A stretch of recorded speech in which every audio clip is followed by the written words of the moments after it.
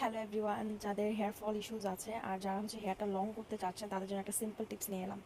তো এখানে আমি নিয়ে নিয়েছি রোজমেরি কিন্তু হেয়ারের জন্য খুবই ভালো কাজ করে, হেয়ার গ্রোথ ফাস্ট করে, আপনার চুল তাড়াতাড়ি বড় করবে, প্লাস আপনার নতুন হেয়ার গজাতে হেল্প করবে অ্যান্ড হেয়ার ফল রিমুভ করতে খুবই হেল্পফুল। আর রোজমেরি অয়েলটা পাচ্ছেন না বা একটু বাজেট ফ্রেন্ডলি চাচ্ছেন তারা কিন্তু এটা অয়েলের সাথে মিক্স করে ইউজ করতে পারেন।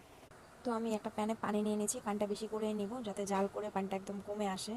এই পরিমাণে পানি নিয়েছি, আমি চুলাটা লো ফ্লেমেই রাখবো। বলক আসার পর আমি ড্রাই লিভগুলো দিয়ে দিচ্ছি। দেওয়ার পরে আমি এটাকে জাল করে নিব প্রায় 25 থেকে 30 মিনিটের মতো।